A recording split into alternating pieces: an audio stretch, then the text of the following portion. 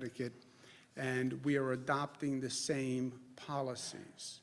So there is no benefit to try to shop New York versus Connecticut versus New Jersey.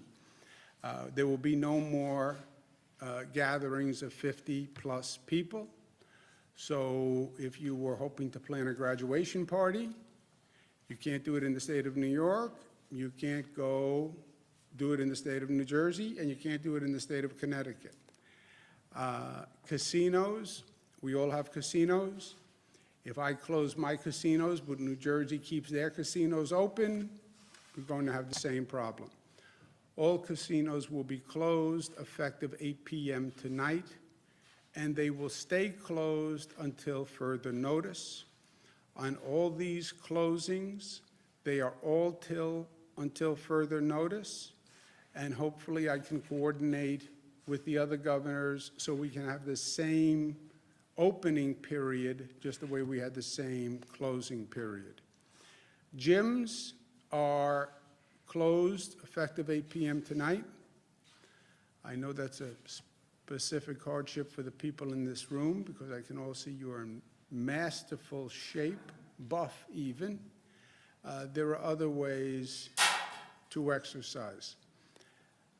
Theaters closing at 8 o'clock tonight until further notice. Any bar or restaurant closes at 8 o'clock tonight. However, there is a silver lining for these establishments because we're also very aware of the economic consequences for these establishments. So the State Liquor Authority is going to change its rules. They'll have guidance up by 5 p.m. this evening that will allow bars, restaurants, distilleries to sell their products off premises. So whatever you could get, whatever you could order in the bar or restaurant or distillery or winery, you can purchase through takeout. And we hope that goes a long way towards alleviating any economic hardship.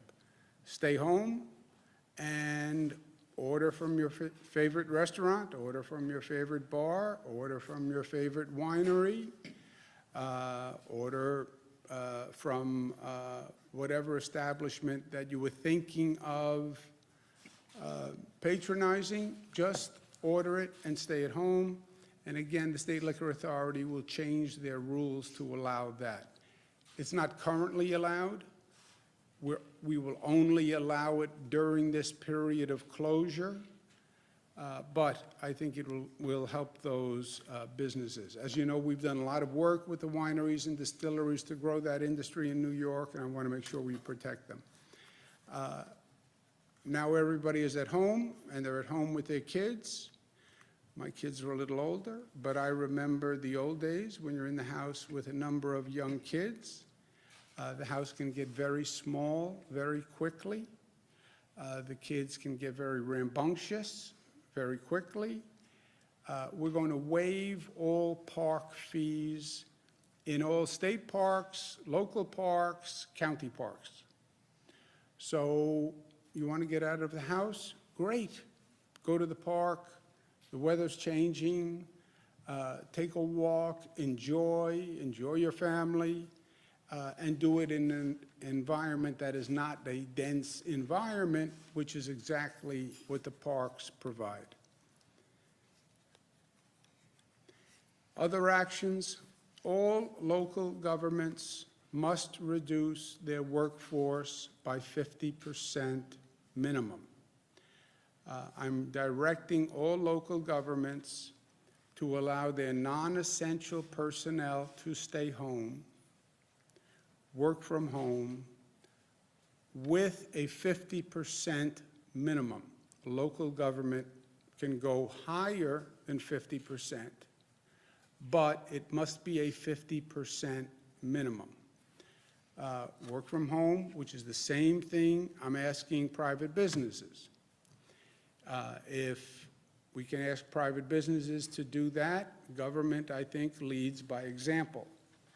So not just for New York State government, which will do this also, all local governments, non-essential people work from home, and a minimum of 50% of the workforce must stay at home. Second, I'm directing local governments to make sure that all their local police departments and emergency management services are supplied with masks, surgical masks. You have police officers who are encountering people in all different circumstances, EMS workers who traditionally wear masks, police officers who traditionally do not. But I was at the New Rochelle drive-through testing center the other day. And you know, if you're a police officer, you're walking up to a car, you're stopping a driver, they roll down the window. By definition, you're within more than 6 feet. You don't know who you're talking to. People are positive who don't even know that they're positive. I want all the police officers who are showing, all first responders, are showing great coverage, great courage, getting up and going out and doing their job every day. I want them to know that we understand the situation they're putting themselves in, and we're providing the necessary precautions. So every local government must provide their local police department, EMS workers with masks. New York City, Nassau, Suffolk, Westchester, and Rockland must have child care, educational services, and meal programs in place by midnight. We said that those schools will be closing, but we need to take care of the negative, the downside of closing a school. This is not an easy decision. There are negatives when you close a school. Most notably, you don't have child care for essential personnel. You don't have child care for healthcare workers. Remember, please, the greatest challenge and the greatest damage is going to be done by an overwhelmed healthcare system. Nurses, healthcare workers, 1199 members don't have alternatives to child care. Public education is also this state's child care system. It's this nation's child care system. And it's not that easy to say, well, let them get a babysitter. They can't afford it, it's hard to find, and we would have created a true negative situation if we lost healthcare workers or first responders because we closed schools and they had to stay home with their children. This is solved easily enough. You're closing schools. Don't close all the schools. Leave a couple of schools open or parts of schools open to provide child care for the essential personnel. We also have to have meal programs and meal services in place and educational services in place. On that condition, I ordered the schools closed. But it's on that condition. And I want those plans and I want them in place by midnight, and they have to be approved.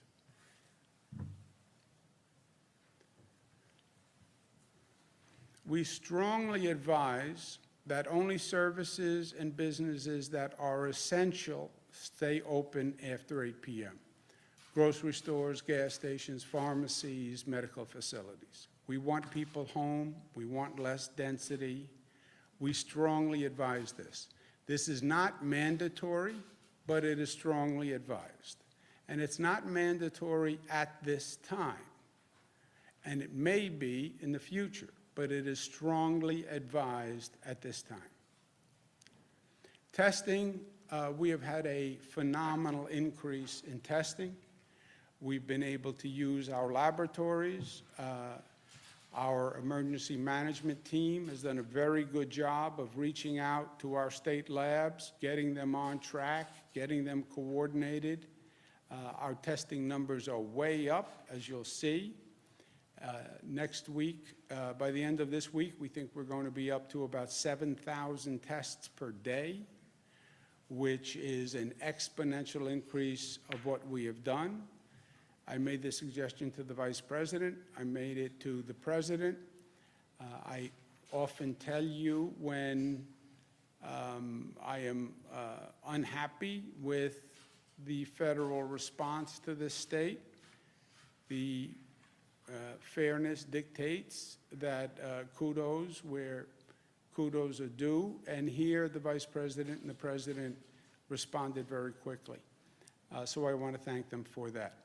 We started a drive-through testing facility in New Rochelle, Westchester, where we have one of the highest clusters. It's one of the first in the United States. I believe actually the first on the eastern seaboard. It has worked very well. It's safe for everyone. You drive up in your car, you never get out of your car. You're tested in your vehicle. They take the test kits back.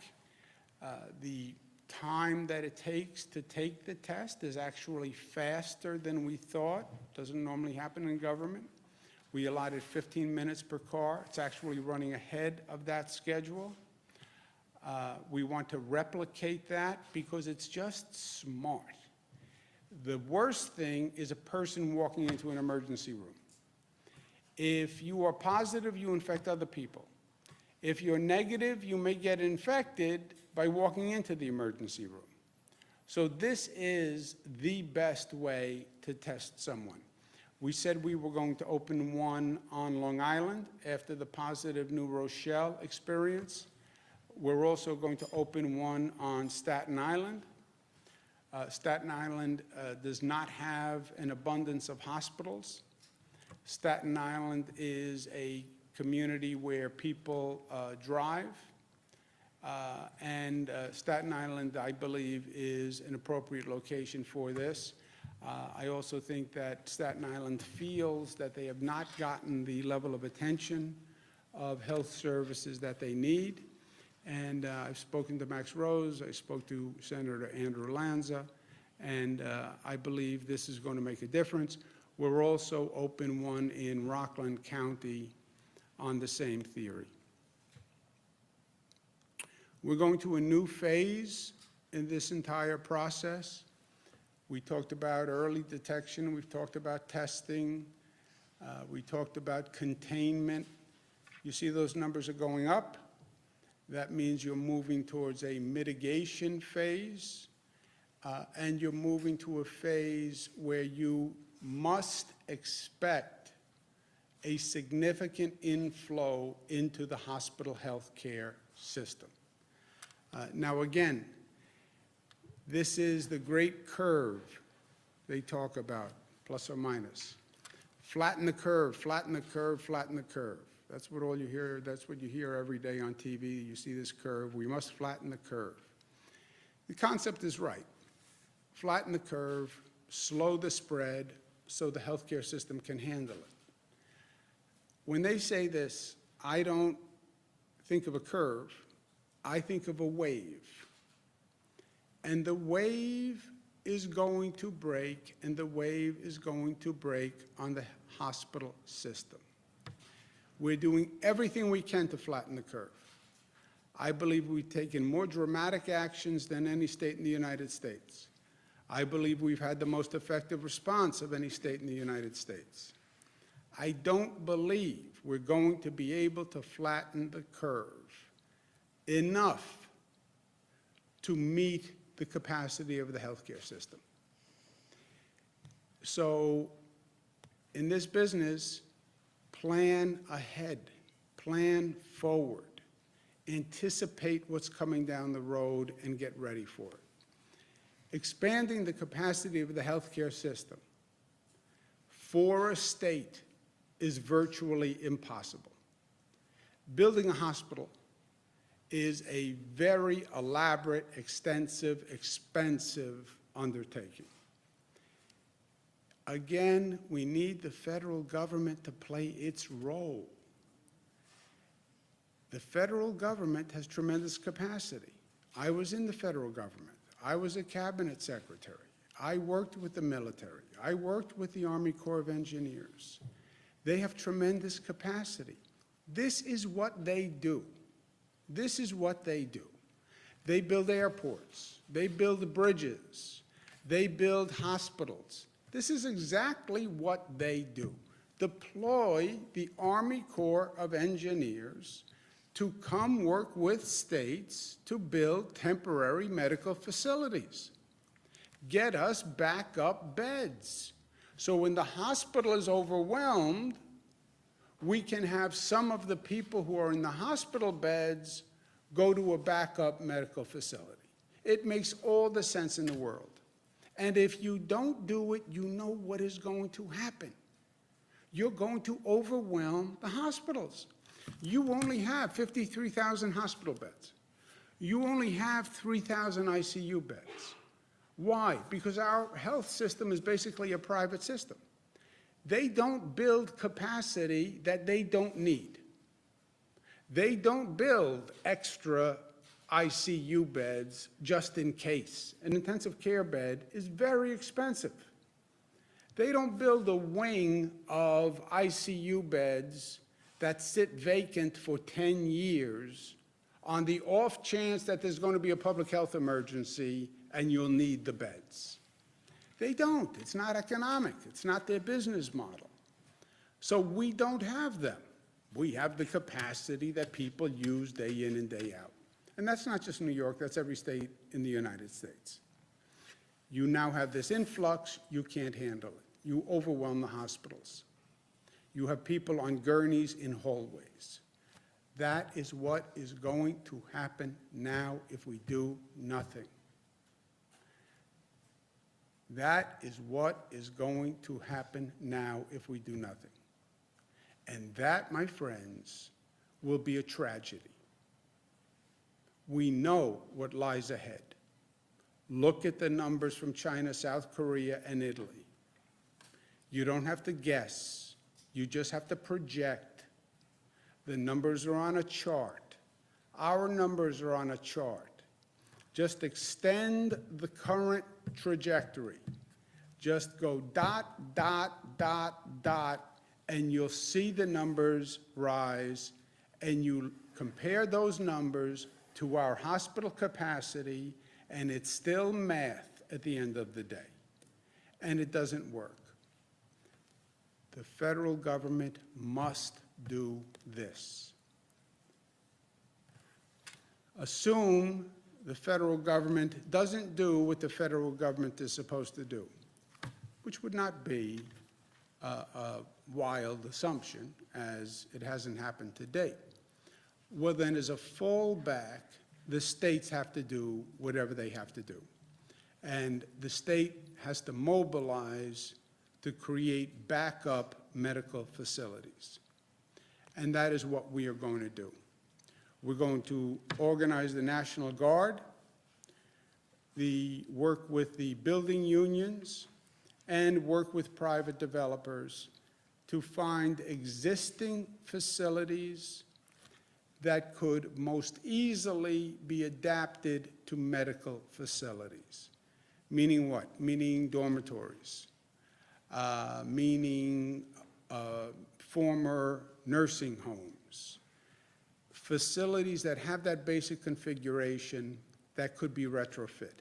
Even that is not easy because you have the construction element and you also have the equipment element.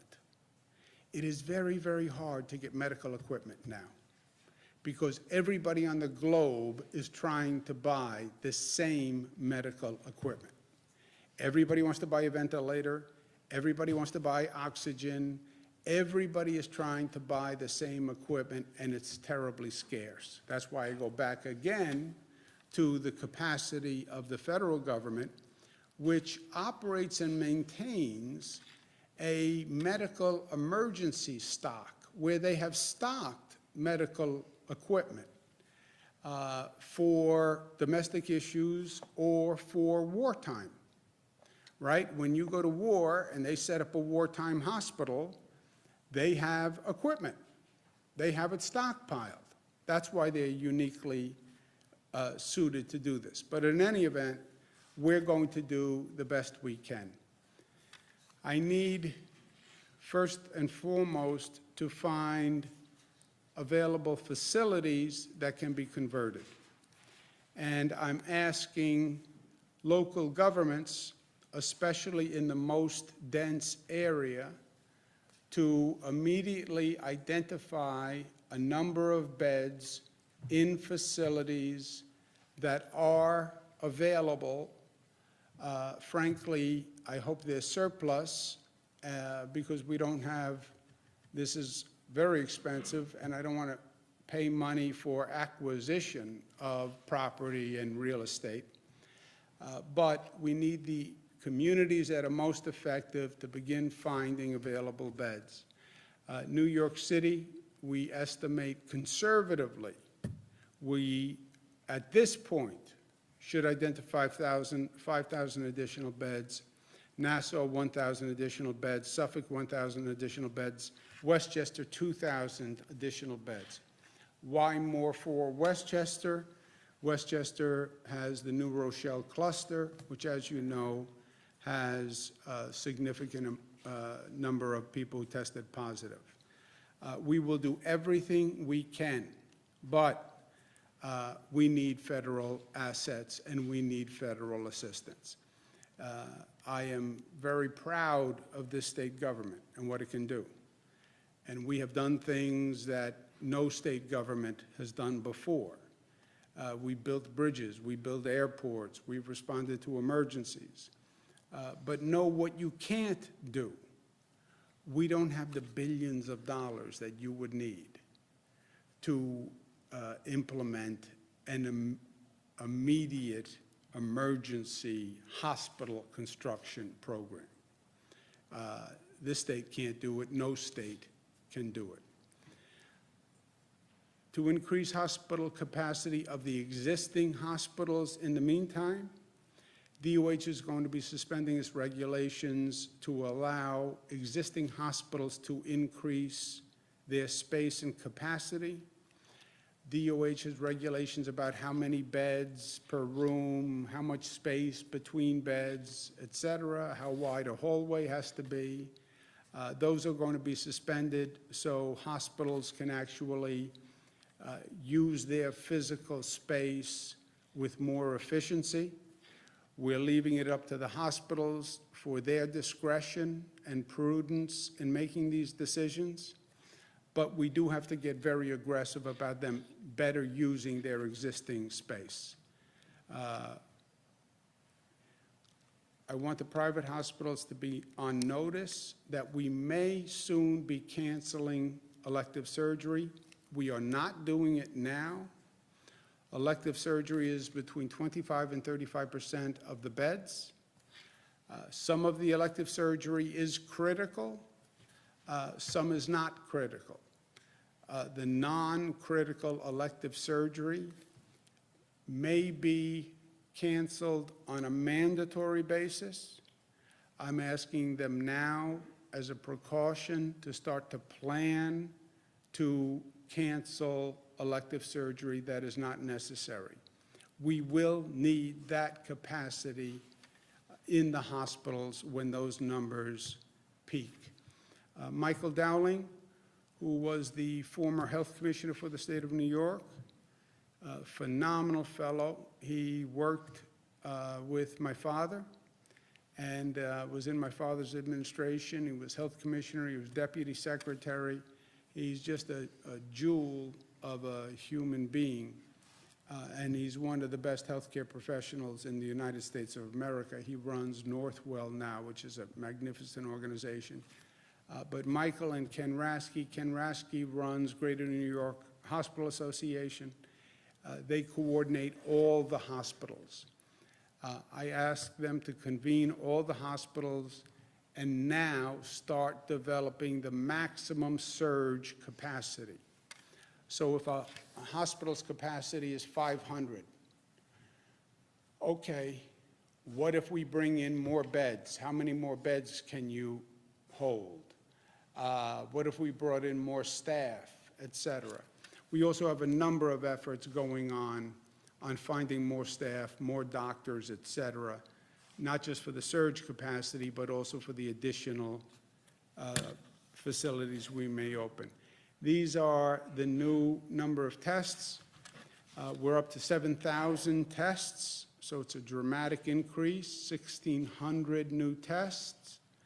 What happens when the testing capacity increases? The number of positives increase by definition. So the number of new cases has gone up 221 to 950 cases. And you can see New York City is increasing. Westchester is still disproportionate to the population of Westchester. That still represents the New Rochelle cluster. Nassau, 109. Suffolk 63, Rockland 16, Albany 12, Orange 11, Dutchess 10, Monroe 9, Ulster 7. Number of new cases, New York City and Westchester.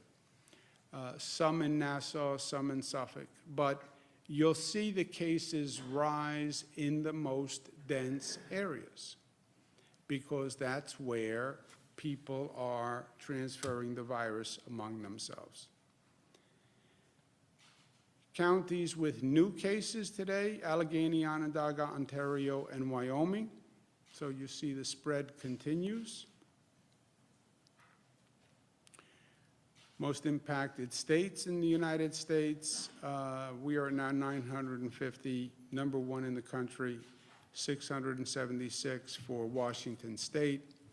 Again, these cases are more an example of how many tests you're doing and who you're testing, rather than a raw number of cases in that area. Our deaths have increased to 7. Washington is the next highest at 42. Total deaths in the United States, 67. Hospitalizations, 158 out of 950, that's 17% of the cases. When we talk about hospital capacity, just take that 17%, and it's always, if you notice, 14%, 15%, 16%, 17%. Run that 17% against whatever you think the total infected population will be, and then compare that to our hospital capacity. And that will keep you up at nights.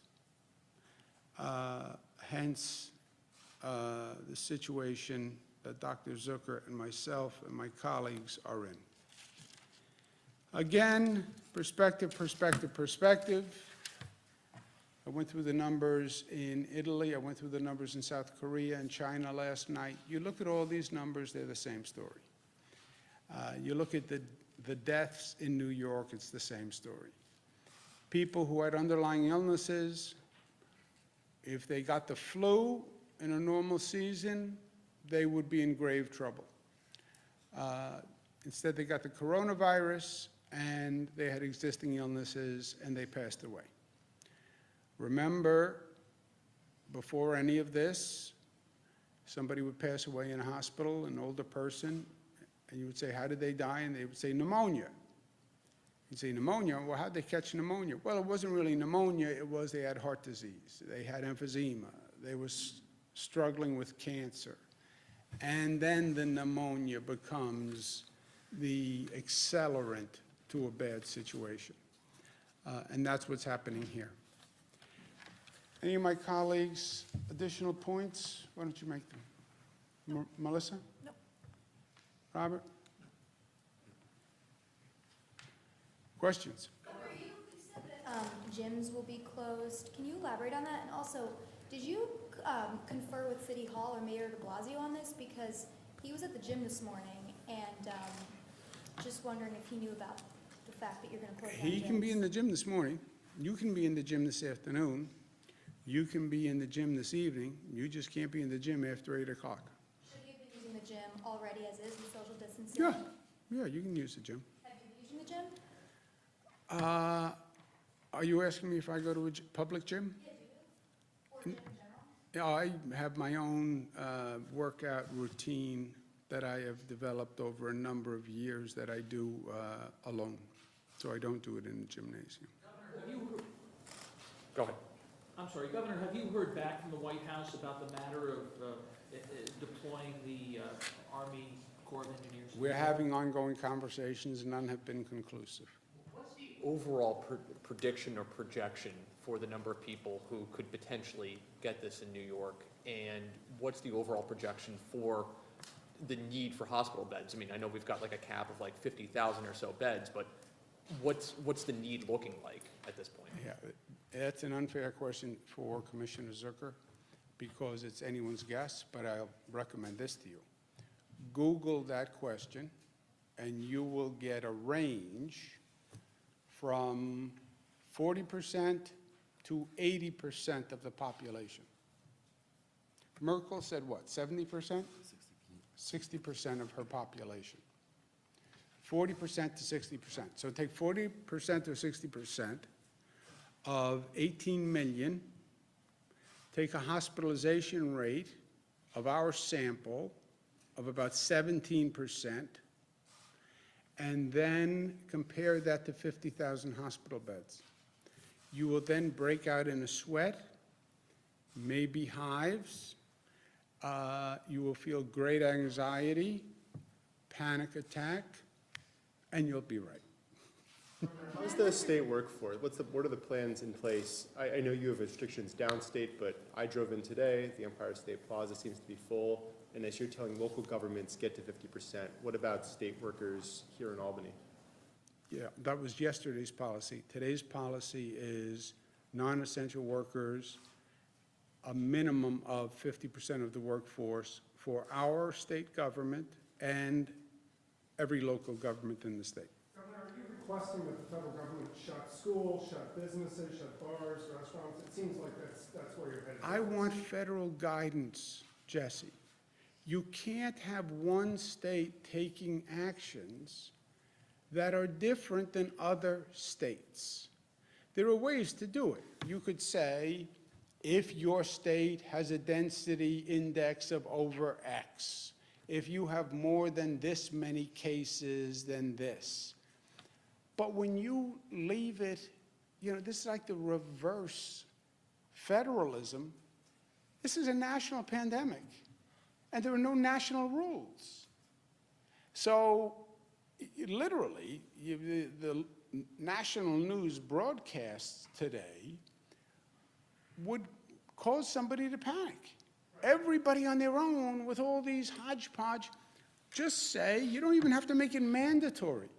Just let the federal government say, here's what we think you should do, so I know what Connecticut is going to do and Massachusetts is going to do and Pennsylvania is going to do, or they're likely to do, so I do the same thing. Look how much damage you can do.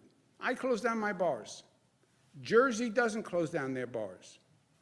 Everybody drives to Jersey to drink. Everybody drives home. It makes no sense. By extension, though, did you try to include Massachusetts, Vermont, Pennsylvania, other regional states in this compact? I did not get there here. We are the tri-state area. We have the most interaction. Obviously, part of New York abuts Massachusetts, and Alan Chartock goes back and forth. Part of it goes, we have contiguous with Pennsylvania also. We did convene them for the marijuana regional discussion. We started here. We will be expanding. But this was quite an elaborate undertaking because you had to align 3 states' policies. So this is not just consultative. We actually all adopted the same policies, Jesse. I don't ever remember this happening, period. So presumably, does this preempt what Mayor de Blasio announced last night in terms of closings of? This preempts what any mayor anywhere or county executive anywhere in the state said. The same point I make about the national government is even more true on the state level. You can't close bars in Manhattan, but leave them open in Nassau, because now everybody drives to Nassau for the bar. You have to have one set of rules that are uniform. And that's why in an emergency situation, there's actually a protocol that makes sense. Local governments can set rules, the state can override those rules, and the federal government can override state rules. Because it's not a situation where you can allow all these disparate policies. They are actually counter not only to common sense, but they're counter to public safety and they're counter to public health. Why not do the same thing with schools then in New York? Why not you just have a blanket policy, they're all closed, you know, like the city, gonna be closed April 20th? We will. What do you mean you will? I mean, you will. We will.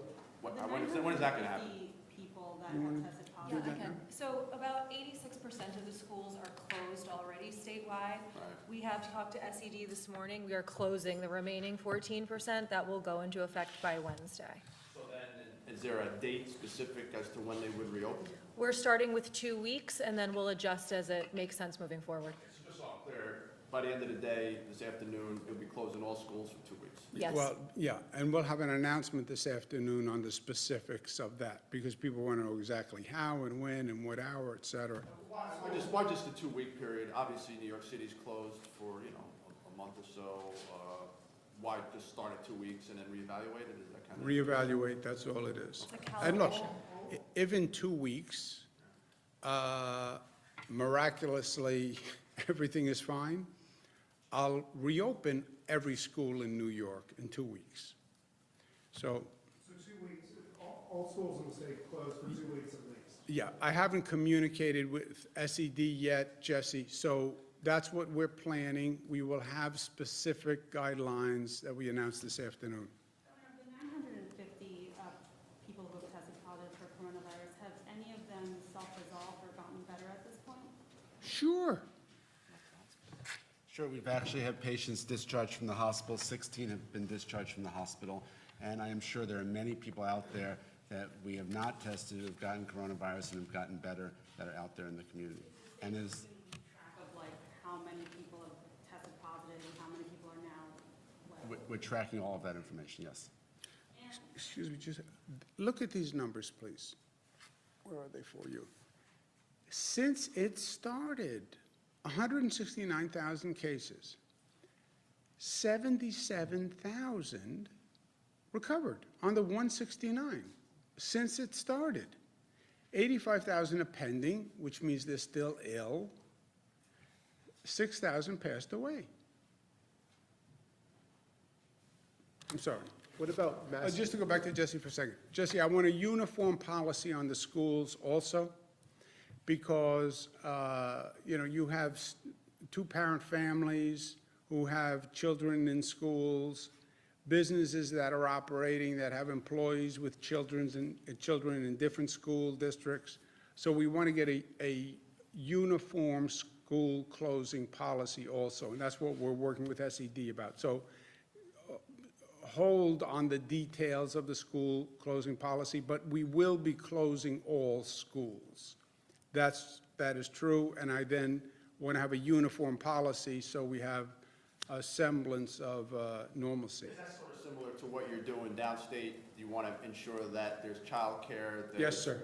meals? Yes, sir. And I want to make sure every school district is in a position to do that, and they know it's coming, and they're preparing for it. Do gyms need to suspend their billing practices while they're closed? Asking Did for gyms? one who hasn't been to the gym in a while? My gym did. But I don't have, Governor, but I don't know what the other gym's policy is going to be. Governor, what's going to happen with the budget at this point? And should there be money set aside, like a rainy day fund set aside for when we're still dealing with this several months down the road? There should be a rainy day fund set aside. There should be a snowstorm fund set aside. There should be a fog fund set aside. Yeah, all those set aside should be done. Obviously, I'm kidding. The budget, I asked the controller to give me his re-estimate of the revenues. Let's just take a second on this, because it's important that you understand.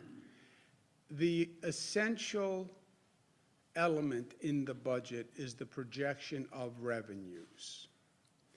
And that's why there's always a disagreement on the revenue projection, and we have this whole elaborate process to come up with a consensus revenue forecast. We did a revenue forecast. Since we did a revenue forecast, the world has changed 180 degrees 3 times, okay? I asked the controller for a revenue forecast, he's doing it. You turn on the television, you look at the stock market, you tell me what the revenue forecast is. My best guess is our revenue forecast was outrageously high compared to what is going on. How high, who knows? Rob Mahika, who can be an optimist for very brief intervals of time, says that there's a theory that the market is a V. It dropped quickly, and it's going to come up quickly. That's a theory. What is the effect of these businesses that are closing down? How much revenue did they lose? And how much less tax revenue will we get? How many people will be laid off and not earning income? And how much tax revenue will we lose? There is no doubt that the revenues are going to be way down. So, rainy day fund, that was my attempt at humor, have a rainy day fund, a number of reserve funds. That is very true. On top of that, you have the Medicaid redesign team coming back, which is trying to close what was already a $2.5 billion hole. We now have a new complication that could only happen in a world of total chaos. The federal government is passed the first coronavirus bill, which I have lamented, $8 billion. New York State only gets $35 million. They're now passing a new coronavirus bill. In that coronavirus bill, New York State gets the lowest level of reimbursement. They do it based off the Medicaid funds. New York State gets 50% of their Medicaid funds reimbursed. Some states get 75%. No state gets less than 50%. In raw dollars, we do very well, but that's only because we spend more than anybody else. But in that bill, they tucked in a provision that said you can make no changes whatsoever to your Medicaid program, which means, if you want to take the literal approach, the MRT, which is recommending changes in the Medicaid program, cannot be accepted because of that federal bill. Why the federal government would have passed the written in language that says you can't make any changes to your Medicaid program, why our New York delegation allowed it when they knew in January we had an MRT, Mike Dowling, Dennis Rivera were heading it. The second time we did it to find improvements, I have no idea. I read those provisions. My read was that there's one that basically says you can't cut benefits for people, which I don't think you were hoping to do anyway. And the other one says you can't do what you tried to do, which is to shift more of the share of costs on the counties. So counties are, and the city of New York are delighted that you've lost on the second I provision. understand your position. Would you like to make a wager, my friend, that you are incorrect? But I read the bill and I talked to the Okay. Senator Schumer's I know, office. we went through this, okay, so you want to make a wager that you are wrong. casinos. I don't think you can. That's, I will wager you that you are wrong, that you misread the bill, that the bill says you can't make any changes to the Medicaid program which would preempt the MRT changes. I have no doubt that they did it as political protection. You're half right. They did it for political protection so the counties wouldn't have to pay anything more, which is ironic, by the way, since we voluntarily now pay all the excess from the counties, which we did on our own. The federal government never said you should pay all the increased costs, but they now want to tell us you can't raise it. It also said, do you have the language here? Yes. Wait, don't read it yet. How much are we wagering? I'll bet you beer.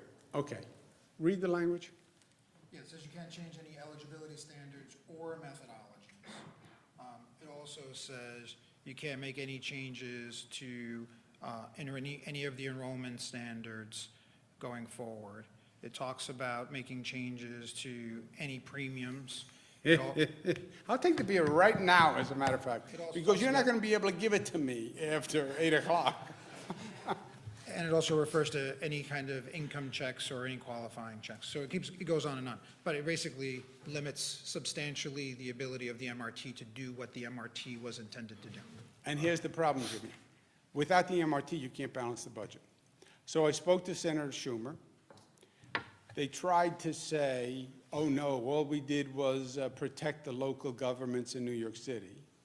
This provision goes well beyond that, says no MRT. You can't do a budget without the MRT. Now we can't do a budget until they fix that anyway. I spoke to Senator Schumer. I spoke to Congresswoman Lowy. I'm calling Congresswoman Speaker Pelosi. But it was a terrible blunder by the federal government. And it makes it impossible to do the budget, and they have to fix it, and they have to change it. Last question. Speaking of that, the Senate and Assembly just canceled session for the day, postponed till at least Wednesday. I know you had some bills that you wanted them to do this week. Does that put a crimp in your plans? No, Wednesday's fine. April 1 is the budget. But didn't you have things like this week with the petition gathering numbers and paid sick leave? No, I did the petition by executive order. That's done. Well, what they don't pass is the paid sick leave, which also gave people pay for their quarantine period. So I'm sure the people who are in quarantine and wanted to get paid wish that they voted for the bill so they could get paid. Governor, you waived the 7-day waiting period on unemployment benefits. We're hearing reports that. On what, I'm sorry? On the unemployment benefits. Yes, sir. It seems like people going to the website can get it on the website, but then they're told to call a number, and they're saying that the wait could be several days before they hear back from DOL. So can you kind of address that? Is there anything done to fix that? I have not heard that, obviously, but I will check forthwith. Shouldn't be, shouldn't be. Just to go back to Medicaid, because I've got a beer on the line here. Yeah. No, you lost the beer. We've applied for waivers in the past successfully. What makes you think you couldn't Because- come up with a way to do this that would also be Okay. eligible for a waiver? Okay, you want to go double or nothing on that question? Yes. On what theory could you apply for a waiver for a law that is not changed and be granted the waiver in time to do a budget for April 1? You come up with the plan, you bake it in, you do a contingent on a waiver, much like the budget you I proposed do earlier a this year. budget contingent on a waiver? You proposed the budget earlier this year contingent on a waiver. 2.5 billion? Maybe we'll get it, maybe we won't. Earlier this year. Never. You did it earlier this year. I never had a $2.5 billion contingency. You couldn't get it rated. Does the closing of casinos affect the racinos too, as well as Batavia Downs and Saratoga Casino? Who knows that? Governor, Rob? Does the closing of the casinos affect the closing of racinos as well, such as Batavia Downs or the Saratoga Casino? I believe it does. Yes. I believe it does. 2 beers, Jimmy, 2 beers. Have you done modeling on this thus far, and share how many cases we can anticipate? We actually are working with some of the associations on a modeling to try to figure out exactly where on that spectrum this will fall, both in New York as well as on the national level. But Jesse, if you take your story in the, you didn't write it, your Times story on projections, it answers that question. See, the range is so broad. If you go from 40% of the population to 70% of the population, it is so broad. And the hospitalization rates tend to be somewhat predictable. China will tell you their hospitalization rate, South Korea will tell you, Italy will tell you. The overall universe, they can't tell you the 40 to 70. But if you start with, if you go to 40%, if you go to any projection, you are, it's an avalanche on the healthcare system. Any projection. I mean, it's like hundreds of thousands. How many deaths do we have recorded? 7. 7, whereabouts are they? How many in the city? There are 5 in New York City, 1 in Rockland, 1 in Suffolk. Also, with the bars and restaurants closure, how does that impact the city's? So you cannot ask 3 questions about bar and restaurant I'm gonna closures. try. Go ahead. I'm just saying, it's, go ahead. I'm Irish. Anyway, so how You does said that it. impact the city's executive order that de Blasio announced last night, supposed to go into effect tomorrow? This is a statewide executive order. Different governments may have different executive orders. This one overrides all executive orders. Also, is your gym at home, or where is that? I'm going to take you to my gym one day. Plans to close the subways. I'm sorry, I'm sorry. Governor, given the uncertainty around the budget, you know, and all this talk about Medicaid, are you still pushing for a bond act this year? Yes, Similar question for marijuana. Yes. Do you anticipate that bail and marijuana yes. will both be in the budget? Yes, we're here, we're doing our job like everybody else, especially like government employees. Like the police are out doing their job, and the correction officers are doing their job, and the nurses are doing their job, and the transit worker unions are doing their job.